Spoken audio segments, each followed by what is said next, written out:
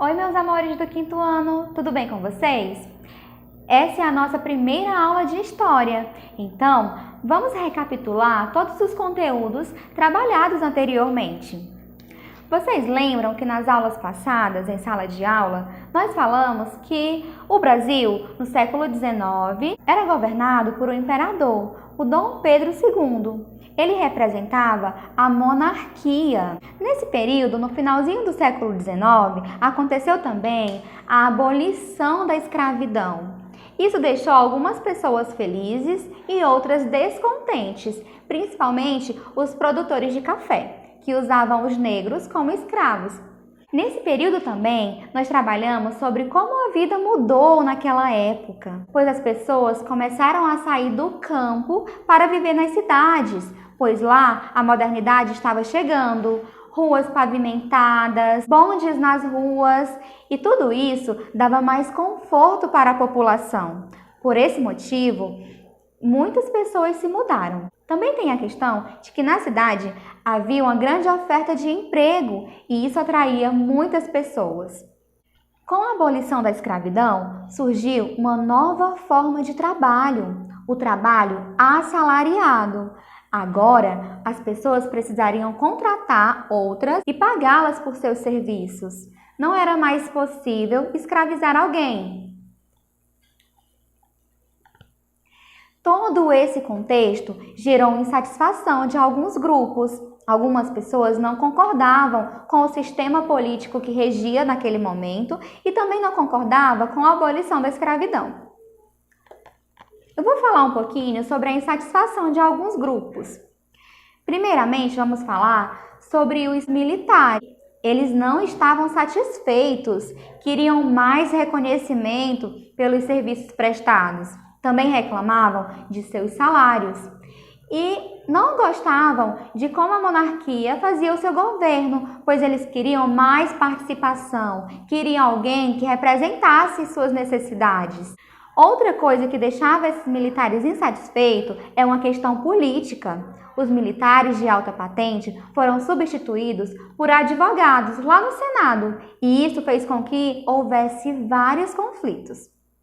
O nosso próximo grupo são os cafeicultores. Nós temos uma divisão nesse momento. Temos os cafeicultores paulistas e temos também os cafeicultores paraibanos.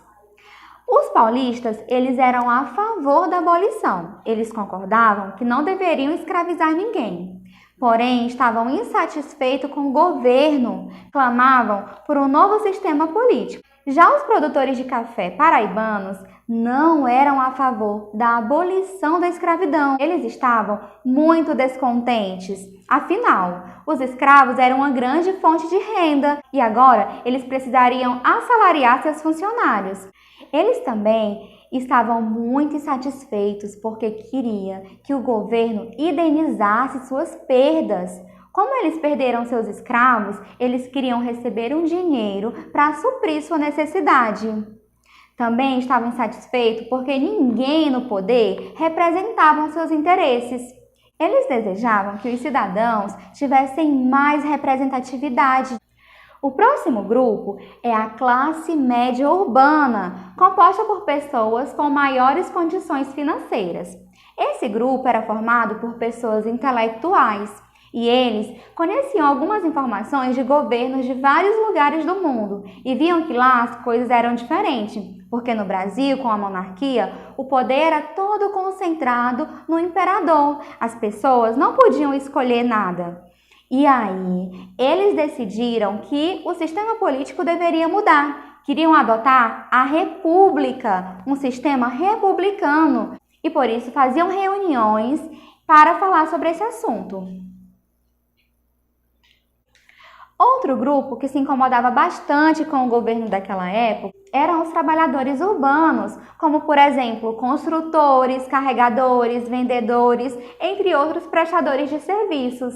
Eles reclamavam muito do salário baixíssimo que recebiam, não estavam felizes, queriam mais dignidade e mais sustento para sua família. Além disso, também buscavam representatividade. Eles queriam que no poder existisse alguém que representasse as suas necessidades. e também queriam participar mais da política. No final do século XIX, muitas polêmicas aconteciam por causa de um embate entre duas formas de governo.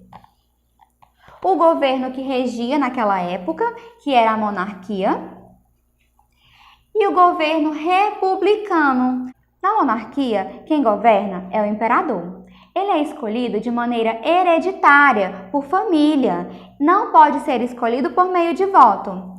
Já na república, o governante é um presidente e ele é escolhido por meio de voto, sejam eles diretos ou indiretos. Nessa época, existiram muitas manifestações a favor da República, pois as pessoas desejavam que o sistema político daquela época fosse realmente modificado. Por isso, se faziam ser ouvidas por meio de passeatas, palestras, reuniões em teatros, jornais, artigos publicados. Eles realmente desejavam mudança. É nesse contexto todo que aparece uma figura muito importante, a representatividade feminina. As mulheres daquela época não tinham nenhuma decisão política, não tinham nenhuma representatividade, elas não participavam de nada. Por isso, elas se reuniram e começaram a protestar por seus direitos, queriam participar da política e queriam ser ouvidas. Por esse motivo, apoiaram a República. Toda essa polêmica foi muito importante para o nosso país, pois foi nesse momento que foi colocado em conflito um tipo de governo que existia na época e uma outra possibilidade, que era a república. Tudo isso fez com que o nosso país evoluísse, com que as pessoas tivessem voz. Agora é o momento de vocês. Olha só, na página 121, nós temos uma atividade que você pode utilizar o vídeo para respondê-la. Pode voltar quantas vezes necessário. Você vai dizer o que cada grupo da sociedade desejava e por que estavam descontentes. Basta colocar o motivo. Nas próximas páginas, nós temos algumas outras questões. Então, a atividade inicia na página 121 e finaliza-se na página 127. É dessa maneira que terminamos nossa aula. Essa aula também serviu de uma reflexão para o momento político em que estamos vivendo. São muitos os conflitos. É por esse motivo que devemos analisar tudo o que está acontecendo à nossa volta, para que no futuro possamos tomar decisões corretas e prudentes para o nosso país. Nossa aula termina aqui. Espero que você tenha gostado. Até a próxima!